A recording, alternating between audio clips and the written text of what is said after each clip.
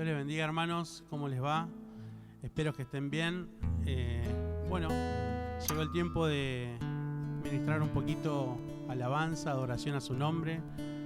Los invitamos ahí en su casa o donde estén, si están con el celu o en la calle, que lo importante es tener una actitud de adoración, ¿no? De estar sumiso y pensar solo en Él y agradarle y elevar nuestro corazón en actitud de agradecimiento, ¿no? Un corazón humillado, un corazón dispuesto a recibir algo nuevo y a cambiar, ¿no? A cambiar nuestra condición humana, poder ser un poquito más agradables a Él. Así que los invitamos a alabar al Señor. Amén. Dios le bendiga.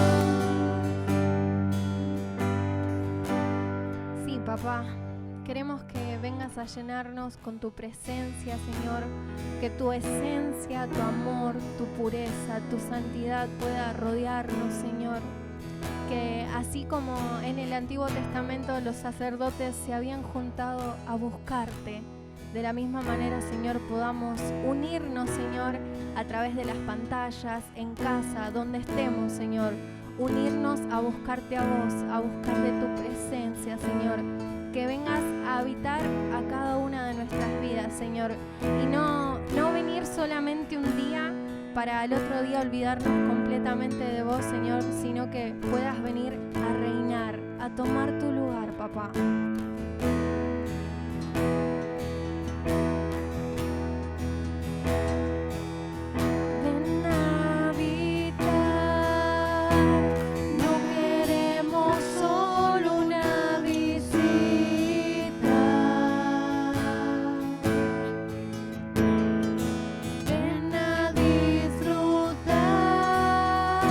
Tú eres adorado en este lugar.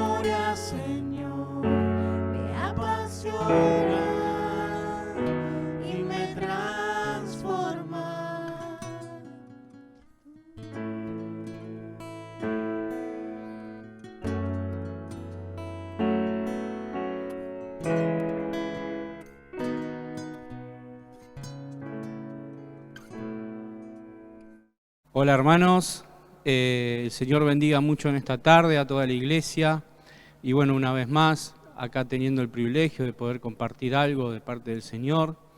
Espero que sea de bendición y de edificación para todos nosotros, así como también fue de bendición para mi vida. Bueno, me gustaría invitarlos a orar mientras están ahí preparando, acomodando el mate o lo que sea que estén ahí dispuestos en familia para escuchar la palabra. Y vamos a darle lugar para que el Espíritu Santo pueda entrar al hogar de cada uno de nosotros, ¿no? Así que hermanos, los invito a tomarse este tiempo para elevar una oración a nuestro Señor. Amén.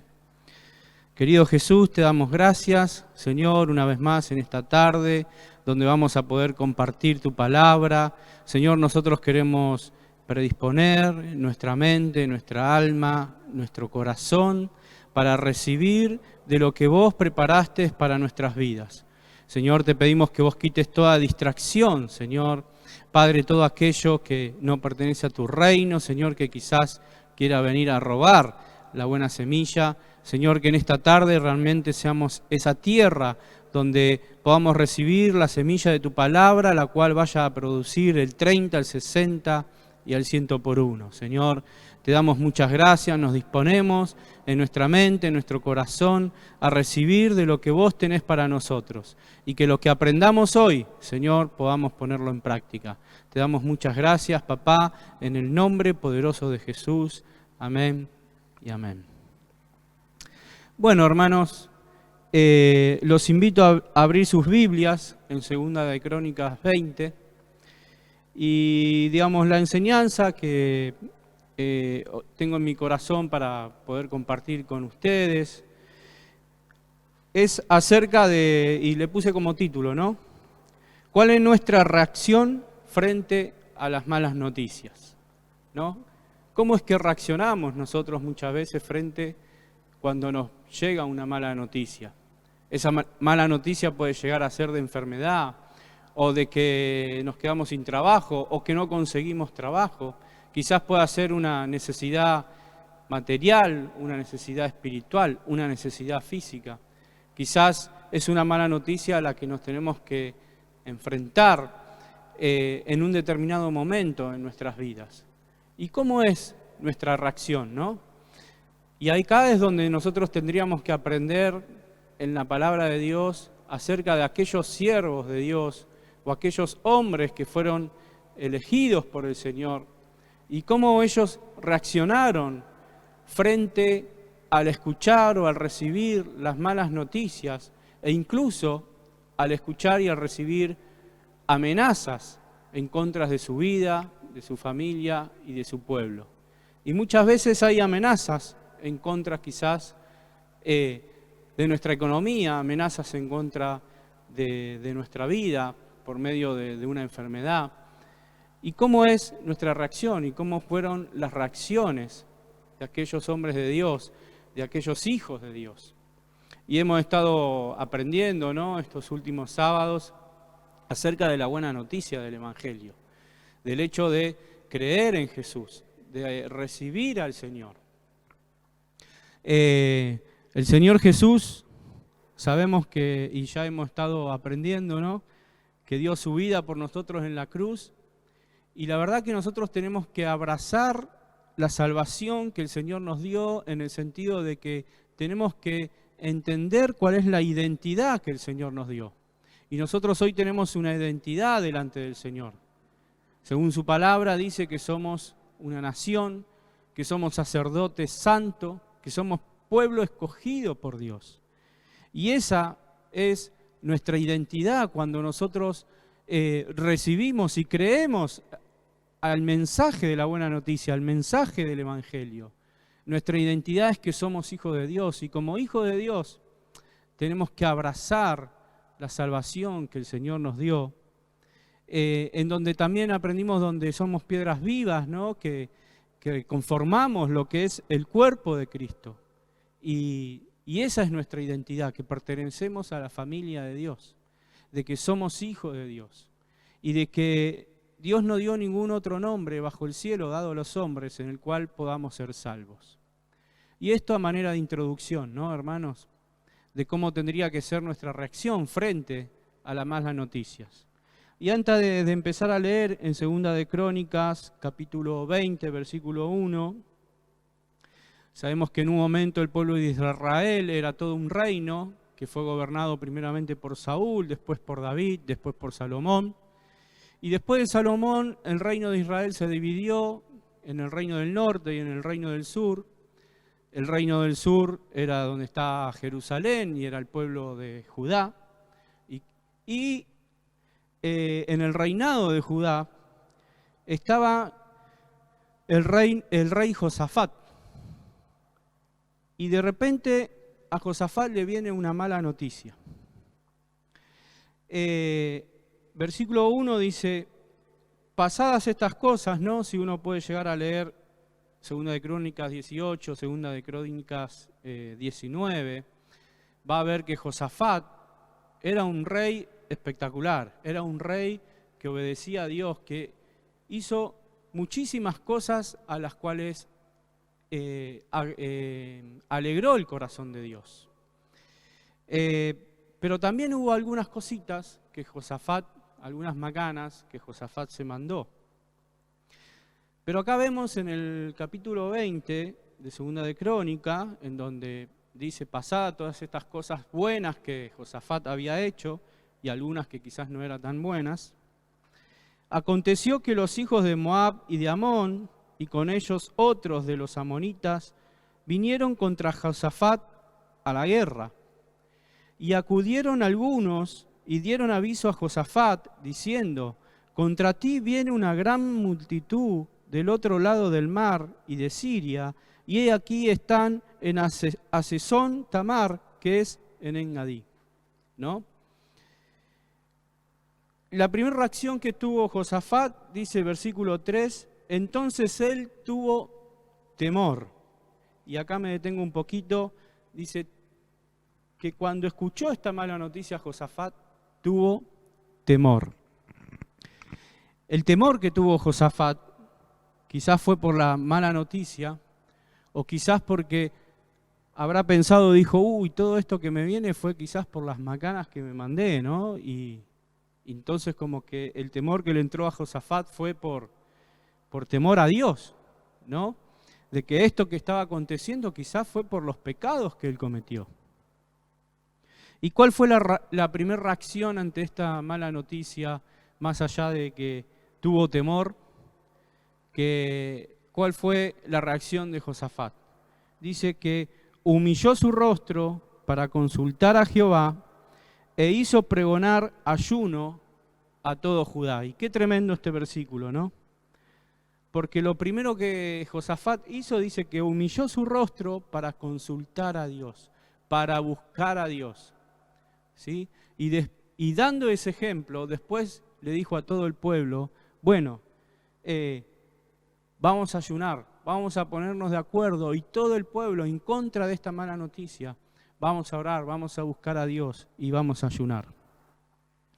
Versículo 4 dice, y se reunieron los de Judá para pedir socorro a Jehová, y también de todas las ciudades de Judá vinieron a pedir ayuda a Jehová.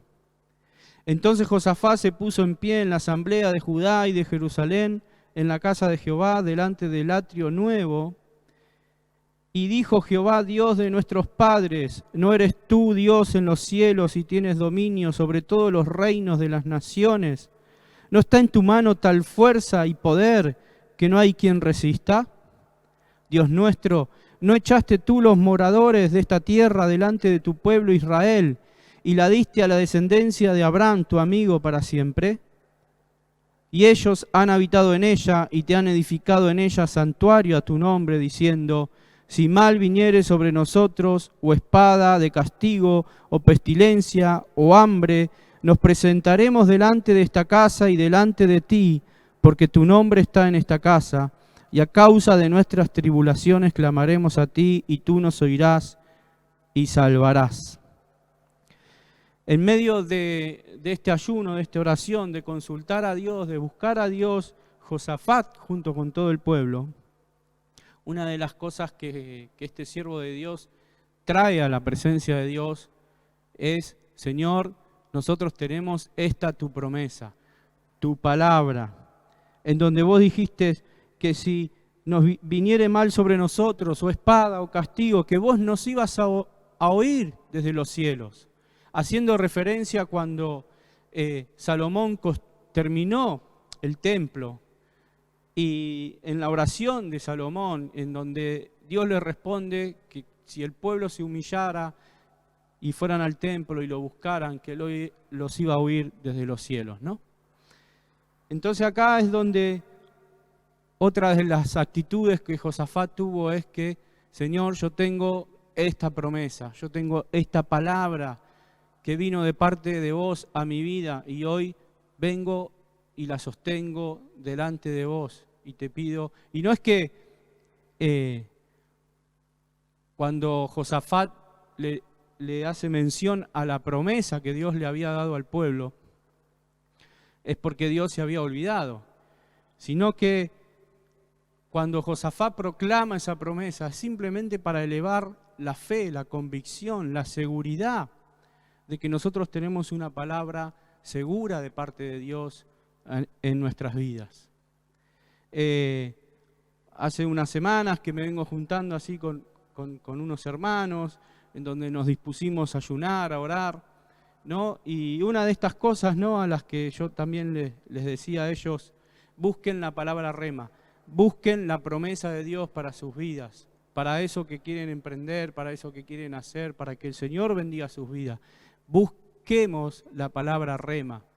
Y la palabra rema es cuando nosotros vamos a la palabra de Dios y la leemos y la buscamos en oración, y de repente esa palabra se hace luz en nuestra alma, en nuestro corazón, y es como esa espada de dos filos que penetra en nuestra alma hasta llegar a nuestros tuétanos y coyunturas del corazón, y donde sentimos que la palabra de Dios nos ilumina, como diría el rey David, lumbreras a mis pies tus palabras. Cuando la palabra se hace luz en nuestra vida, esa palabra rema, esa palabra, esa promesa de parte de Dios para nosotros. Cuando vienen las malas noticias, poder ir a la presencia del Señor, decir, Señor, yo tengo esta promesa, yo tengo esta palabra que vos me diste, ¿no? Y esas son cosas que nosotros como hijos de Dios, como mencioné al principio, sabiendo la identidad que tenemos delante del Señor, poder aprender a ir delante de su presencia con una palabra, con una promesa, con algo que Dios nos habló de manera personal en el momento que nos dispusimos a ayunar, a orar y a buscar al Señor. Después vemos, hermanos, y este capítulo es un poco largo, de cómo el Señor, si después en su casa quieren seguir leyendo, de cómo el Señor lo rescató a Josafat y a todo el pueblo de Judá y trajo confusión sobre sus enemigos.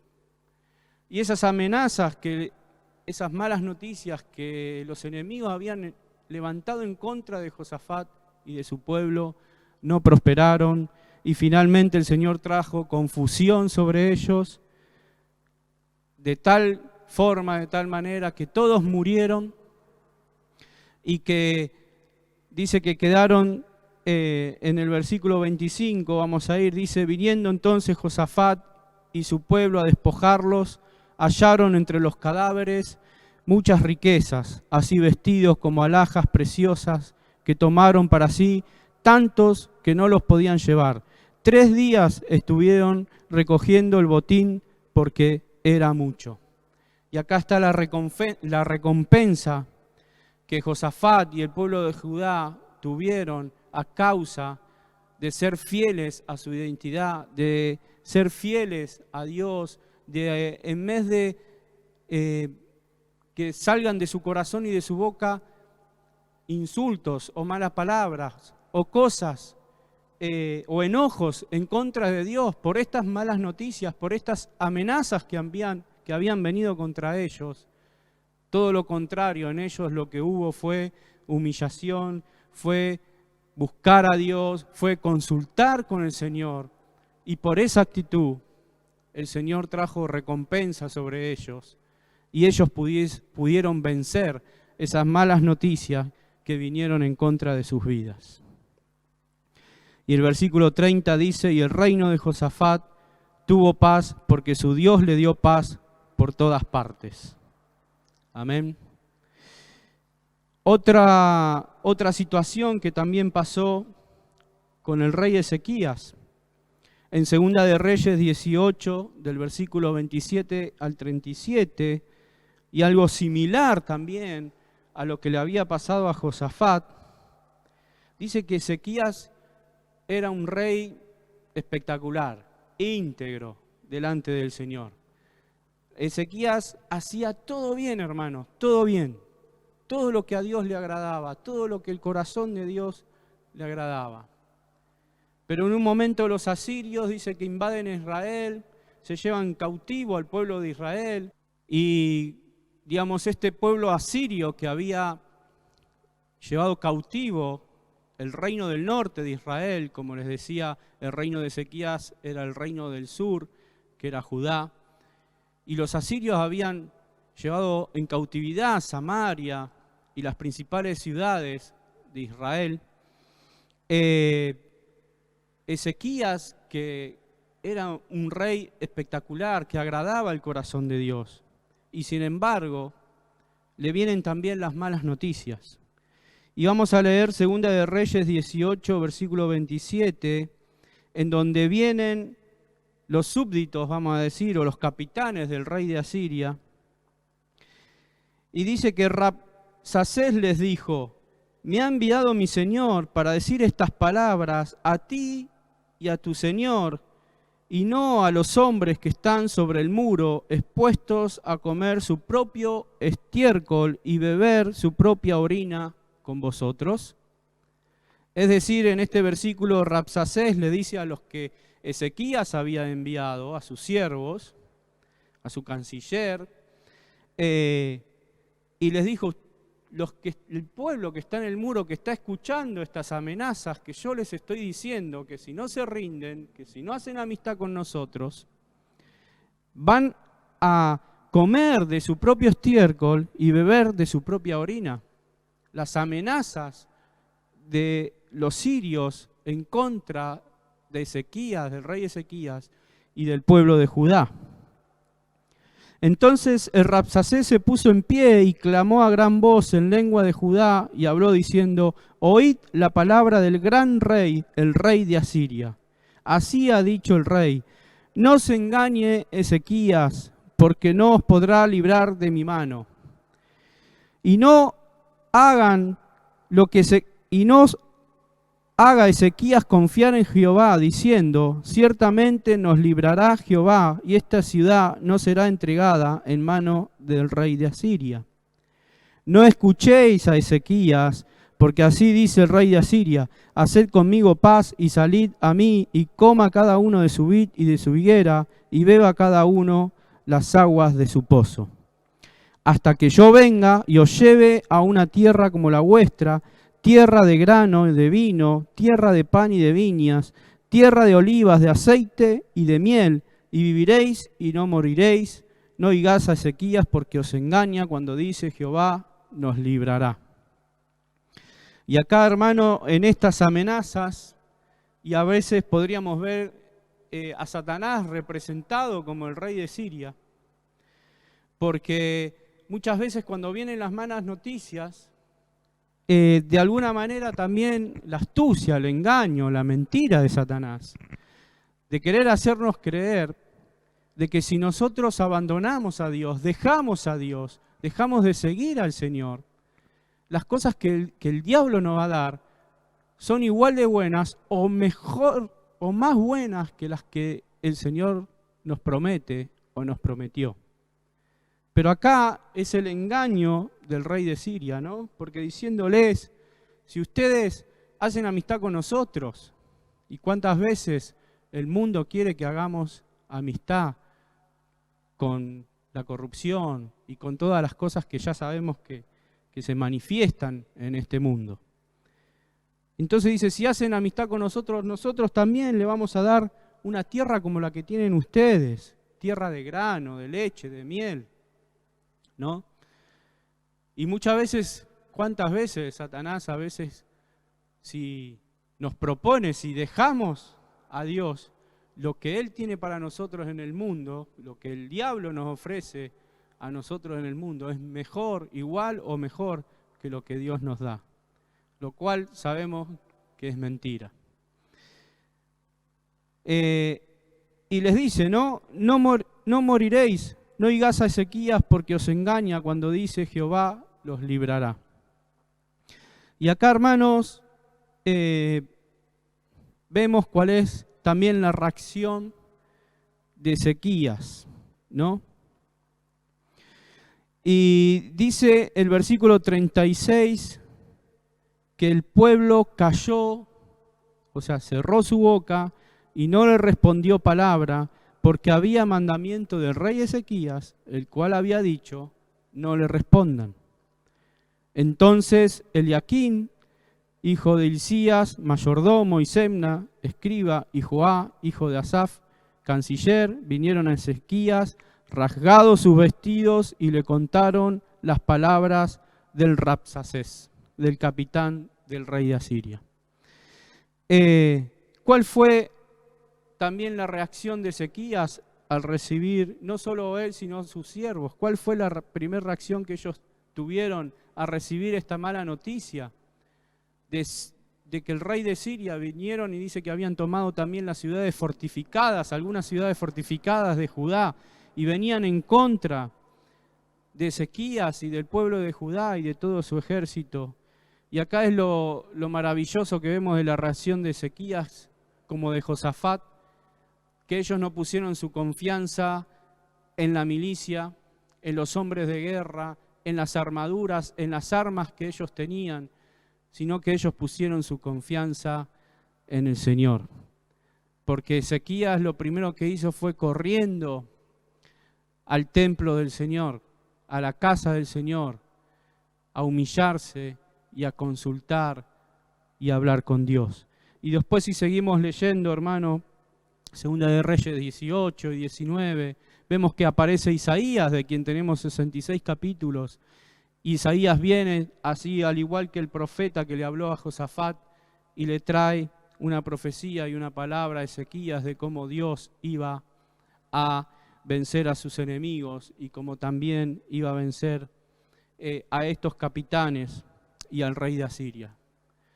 Y si uno lee, tremendo, ¿no?, los capítulos de Isaías, en el capítulo 55, en donde habla de cómo estaba el corazón del pueblo de Israel, de cómo estaban desfallecidos.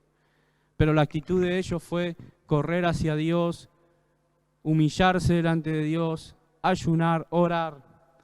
Y dice que Ezequías mandó hombres a consultar con el profeta Isaías. Y quizás, hermanos, nosotros hoy no tenemos un profeta, ¿no?, el cual venga y nos diga. Quizás no tenemos un profeta al lado, pero tenemos la palabra profética más segura, que es la palabra de Dios, que está a nuestra disposición, cuando en esa época no estaba como la tenemos nosotros hoy en nuestros hogares, en donde podemos agarrar y humillarnos y buscar en la palabra de Dios y pedirle a Dios que nos hable a través de su palabra, y como había comentado recién, buscar esa palabra rema, esa palabra que penetra el alma y el espíritu y llega hasta las tuétanos y coyunturas de nuestro corazón, y ahí donde recibimos la promesa y la palabra del Señor para nuestras vidas, para que cuando vengan las noticias malas nosotros podamos presentar esa promesa delante del Señor y decir: Señor, vos me diste esta promesa, yo confío en vos, en tu palabra, me humillo delante de vos y no acepto estas malas noticias.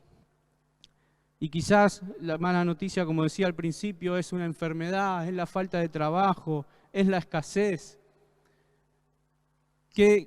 ¿Cuáles son las malas noticias que quizás puedas estar pasando? Bueno, hermano, como en un momento Dios le dice a Josafat que Dios iba a pelear por ellos, que la guerra era de él y no de ellos, porque habían insultado a Dios. Y cuando una mala noticia viene en contra de los hijos de Dios, en realidad lo que están haciendo es meterse con Dios. Así que así como cuando recibimos un mensaje de WhatsApp y lo reenviamos, cuando recibamos una mala noticia, hermanos, reenviémosles esa mala noticia al Señor y decir: Señor, esta es la mala noticia y yo te la dejo a vos y confío en vos, porque creo que vos sos el que tiene el poder para obrar en mi vida, el que tiene poder para sanarme, el que tiene poder para prosperarme, el que tiene poder para guiar y enderezar mi camino. Y el último ejemplo que me gustaría poner es en Hechos, capítulo 4, del versículo 16 al 30, en donde también Pedro y Juan y los cristianos reciben amenazas de parte del Sanedrín, de parte de los sacerdotes, de parte de los escribas, de parte de los religiosos de esa época. Y el versículo 16, Hechos 4, 16 dice: diciendo: ¿qué haremos con estos hombres?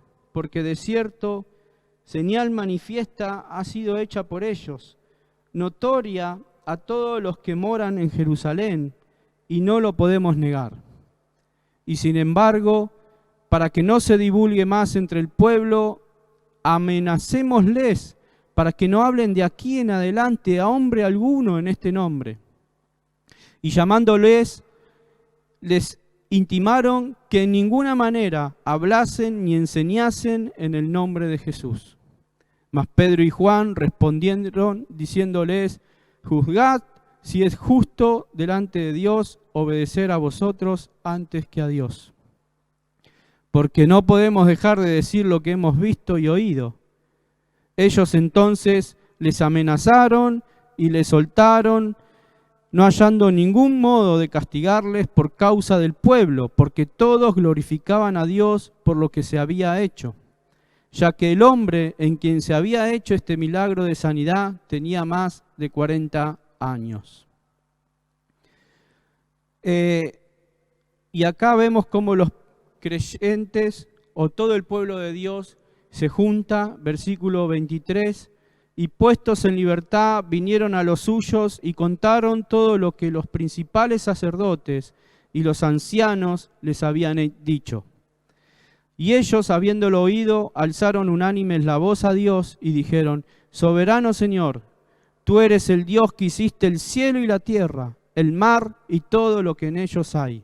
Y otra vez, frente a estas amenazas, una vez más, los hijos de Dios, los siervos de Dios, la iglesia, se junta para orar, para ayunar, para proclamar la promesa al Señor. Y ellos, en el versículo 24, habiéndolo oído, alzaron unánimes la voz a Dios y dijeron: Soberano Señor, tú eres el Dios que hiciste el cielo y la tierra, el mar y todo lo que en ellos hay. Que por boca de David tu siervo dijiste: ¿por qué se amotinan las gentes y los pueblos piensan cosas vanas? Se reunieron los reyes de la tierra y los príncipes se juntaron en uno contra el Señor y contra su Cristo. Y acá vemos, hermano, en este pasaje en donde la profecía se cumple por boca de David, que había sido inspirado por el Espíritu Santo, obviamente. ¿Y cuál fue la reacción del pueblo? La reacción del pueblo de Dios, la reacción de los hijos de Dios, la reacción de Pedro y de Juan fue juntarse, orar y ayunar, porque cuando Pedro y Juan fueron al pueblo y le dijeron: recibimos esta amenaza de parte de los sacerdotes, ellos lo que hicieron fue humillarse y una vez más consultar a Dios y buscar a Dios. ¿Y cuál fue el resultado de eso, hermanos? En el versículo 31, cuando hubieron orado, el lugar en que estaban congregados tembló y todos fueron llenos del Espíritu Santo y hablaban con denuedo la palabra de Dios. Y hay otra versión que dice: hablaban con valentía la palabra de Dios. Entonces, cuando un poco sabemos la historia de los primeros cristianos, ¿no?, que por casi 400 años que fueron perseguidos y que tenían prohibido reunirse, tenían prohibido proclamar la palabra del Señor por los romanos y por los sacerdotes y por el Sanedrín. Y también otros países que tenían, como Grecia, que tenían otros dioses, les prohibían predicar la palabra. Y cuando los soldados romanos entraban a donde se juntaban y se reunían a escondidas los cristianos, a muchos de ellos lo mataban. Y bueno, y cuántos sacrificios de cuántos cristianos que se ha hecho, ¿no? Pero eso no detuvo al pueblo de Dios, y gracias a la valentía de estos primeros cristianos es que hoy nosotros podemos seguir disfrutando de la palabra y del evangelio y de las buenas noticias del Señor, a que no se achicaron. En esa época, juntarse con otros cristianos en una reunión a escondidas era decir: quizás me van a matar, quizás cuando estemos todos reunidos ahí entren quienes nos persiguen y nos maten. Pero era tanto la pasión que tenían por el Señor, era tanta la pasión que tenían por Jesús, y también en donde las manifestaciones del Espíritu Santo, las señales, el poder de Dios que se manifestaba por medio de ellos, así como se manifestó en Josafat, en Ezequías, también se manifestó en los apóstoles, en los discípulos del Señor, con tremendos milagros, con tremendas señales, porque las oraciones que ellos habían hecho, en el versículo 29, y dice: y ahora, Señor, mira sus amenazas y concede a tus siervos que con todo denuedo hablen tu palabra. Y el versículo 30, mientras extiendes tu mano para que se hagan sanidades y señales y prodigios mediante el nombre de tu santo Hijo Jesús. Y acá es donde nosotros tenemos que aferrarnos a la palabra de Dios y que cuando vengan las malas noticias, el saber que el respaldo que nosotros que tenemos de nuestro Dios es con prodigios, es con señales, es con sanidades y es con poder. Y algo que compartía el jueves, ¿no?, con algunos hermanos, era que nosotros proyectamos quizás en esta vida de cómo tener éxito. Hoy se habla mucho de cómo tener éxito, se utiliza mucho el coaching y todo ese tipo de cosas en las empresas, de cómo lograr el éxito en nuestra vida y formar una carrera y tener las cosas que todos quisiéramos tener, ¿no?, en la vida. Pero ¿cuánto de nosotros planificamos tener éxito en la vida eterna? ¿Cuáles son nuestros planes para tener éxito en la vida eterna? Porque como Jesús dijo, hagan tesoros más bien en el cielo y no acá en la tierra. Que nos comportemos con los demás como es digno para que cuando estemos en la presencia de Dios y podamos disfrutar toda una vida eterna, nos reciban en sus viviendas, ¿no? Y la verdad que extraordinario esto, porque nosotros, si nos alimentamos bien y tomamos todas las vitaminas, por así decir, ¿cuántos años de vida tendríamos? 90, 100 años. Somos peregrinos, sin embargo, tenemos toda una vida eterna. Por eso estaría bueno que parte de nuestra vida, en este paso de ser peregrinos, podamos también, programarnos para el éxito de la vida eterna. También podamos planificar para lo que va a ser nuestra vida eterna. Hermanos, bueno, más que nada quería compartir esta palabra. El sentido de esta palabra es justamente cuál es la actitud, ¿no? Cuál es la reacción que tenemos que tener frente a veces a las amenazas, a veces a las malas noticias, ¿no? Una de las cosas que Ezequías le dijo al pueblo: cierren su boca, no hablen en contra de estas amenazas, porque a veces el cerrar la boca es de sabios, porque muchas veces si abrimos la boca de nuestro corazón pueden salir contraamenazas, pueden salir palabras o actitudes o cosas que en vez de llevárselas a Dios en silencio y decir: Señor, yo te busco a vos, porque yo confío en vos, yo creo en vos. En una época donde nosotros, con mi esposa, nuestra familia, estamos pasando por una situación de escasez y de necesidad, una de las cosas que nos predispusimos en nuestro corazón, y yo me predispuse en mi corazón, es decir, yo no le voy a ir a pedir nada a nadie, porque Dios es el que está viendo mi necesidad.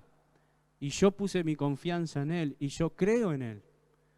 Y no me olvido más porque yo estaba ahí en el patio de mi casa, en ese momento estaba trabajando como chofer de remis, tenía el auto fundido, me acuerdo, estaba con el cárter limpiándolo así con nafta, en donde yo hice esa oración al Señor.